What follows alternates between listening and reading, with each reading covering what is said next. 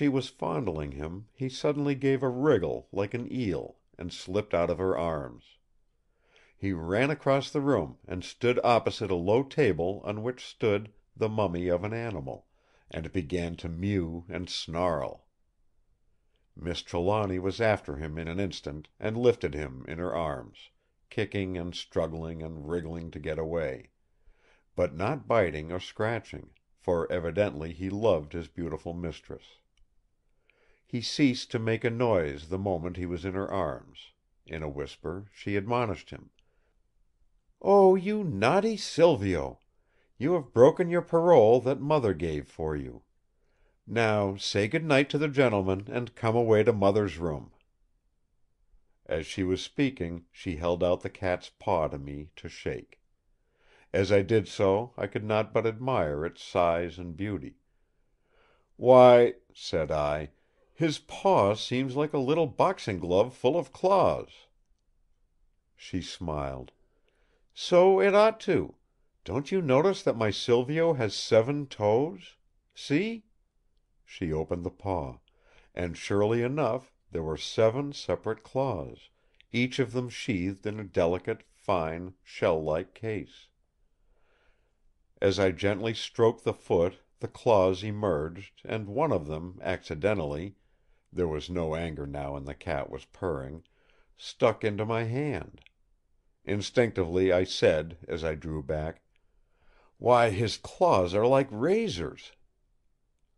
Doctor Winchester had come close to us, and was bending over, looking at the cat's claws. As I spoke, he said in a quick, sharp way: "Eh!" I could hear the quick intake of his breath. Whilst I was stroking the now quiescent cat, the Doctor went to the table and tore off a piece of blotting paper from the writing pad, and came back. He laid the paper on his palm, and with a simple "Pardon me" to Miss Trelawny, placed the cat's paw on it and pressed it down with his other hand. The haughty cat seemed to resent somewhat the familiarity, and tried to draw its foot away.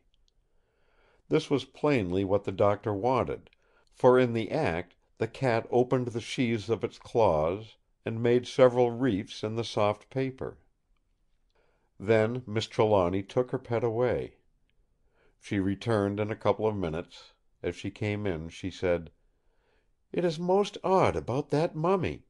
When Silvio came into the room first—indeed I took him in as a kitten to show to Father—he went on just the same way. He jumped up on the table and tried to scratch and bite the mummy. That was what made Father so angry, and brought the decree of banishment on poor Silvio. Only his parole, given through me, kept him in the house." Whilst she had been gone, Doctor Winchester had taken the bandage from her father's wrist. The wound was now quite clear, as the separate cuts showed out in fierce red lines. The Doctor folded the blotting paper across the line of punctures made by the cat's claws, and held it down close to the wound. As he did so, he looked up triumphantly and beckoned us over to him. The cuts in the paper corresponded with the wounds in the wrist. No explanation was needed, as he said: "It would have been better if Master Silvio had not broken his parole." We were all silent for a little while. Suddenly Miss Trelawny said: "But Silvio was not in here last night." "Are you sure? Could you prove that if necessary?" She hesitated before replying. "I am certain of it, but I fear it would be difficult to prove. Silvio sleeps in a basket in my room. I certainly put him to bed last night. I remember distinctly laying his little blanket over him and tucking him in. This morning I took him out of the basket myself.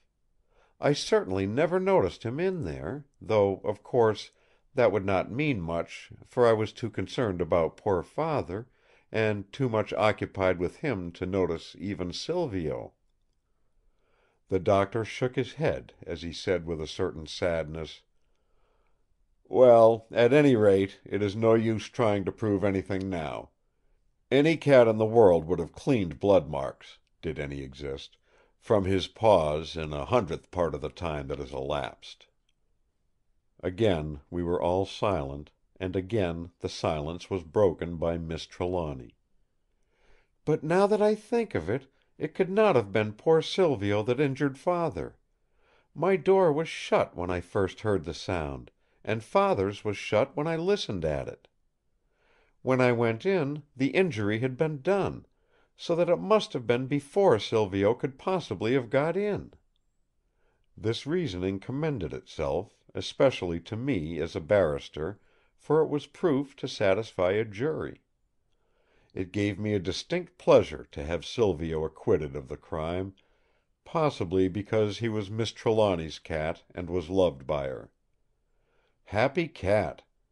Silvio's mistress was manifestly pleased as I said: "Verdict: Not guilty." Doctor Winchester, after a pause, observed: "My apologies to Master Silvio on this occasion, but I am still puzzled to know why he is so keen against that mummy. Is he the same toward the other mummies in the house? There are, I suppose, a lot of them. I saw 3 in the hall as I came in." "There are lots of them," she answered. "I sometimes don't know whether I am in a private house or the British Museum. But Silvio never concerns himself about any of them except that particular one. I suppose it must be because it is of an animal, not a man or a woman." "Perhaps it is of a cat," said the Doctor as he started up and went across the room to look at the mummy more closely. "Yes," he went on, "it is the mummy of a cat, and a very fine one too. If it hadn't been a special favourite of some very special person, it would never have received so much honour. See! A painted case and obsidian eyes, just like a human mummy. It is an extraordinary thing, that knowledge of kind to kind. Here is a dead cat; that is all. It is perhaps 4,000 or 5,000 years old; and another cat, of another breed, in what is practically another world, is ready to fly at it, just as it would if it were not dead. I should like to experiment a bit about that cat, if you don't mind, Miss Trelawny." She hesitated before replying: "Of course, do anything you may think necessary or wise. But I hope it will not be anything to hurt or worry my poor Silvio." The Doctor smiled as he answered: "Oh, Silvio would be all right.